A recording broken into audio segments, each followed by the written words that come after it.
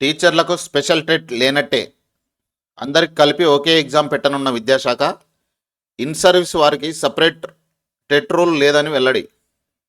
రాష్ట్రంలోని in service టీచర్లకు ప్రత్యేకంగా టీచర్ ఎలిజిబిలిటీ టెస్ట్ నిర్వహించే అవకాశాలు కనిపించడం లేదు. కొత్తగా రిక్రూట్ అయ్యే టీచర్లతో పాటు ప్రమోషన్లు పొందే టీచర్లకు టెట్ క్వాలిఫై తప్పనిసరి అని national council for teacher education తీసుకొచ్చిన నిబంధనతో సమస్య మొదలైంది. ఏండ్ల నుంచి టీచర్ జాబ్ చేస్తున్నా ప్రమోషన్ పొందాలంటే పరీక్ష రాయమనటం ఏంటని సీనియర్ టీచర్లు వాపోతున్నారు. టీచర్లకు స్పెషల్ టెట్ నిర్వహించాలని విజ్ఞప్తి చేస్తున్నారు.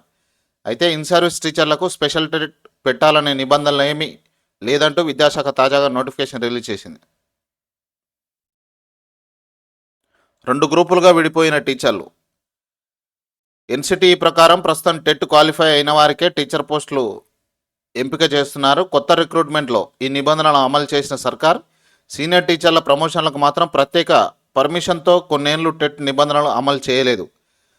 అయితే ఎన్సిటిఈ అనుమతి ఇచ్చిన గడువు ముగియడంతో అనివార్యంగా 2023 నుంచి ప్రమోషన్లకు టెట్ నిబంధనలు అమలు చేయాల్సిన పరిస్థితి ఏర్పడింది. దీన్ని మర్చిపోయిన విద్యాశాఖ ప్రమోషన్లకు పాత పద్ధతిలో నిర్వహించే ప్రయత్నం చేసింది.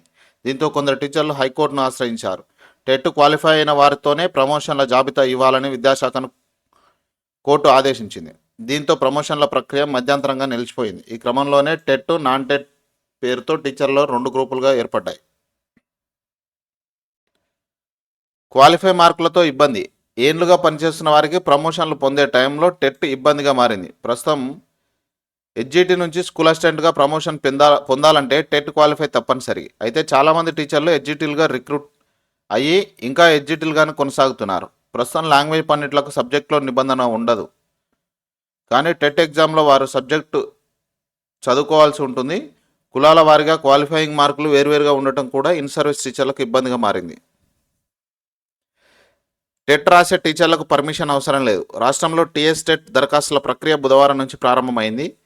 తొలి రోజు సాయంత్రం నాటికి 4,305 మంది ఫీజు చెల్లించగా 4,050 మంది అప్లై చేసుకున్నారు.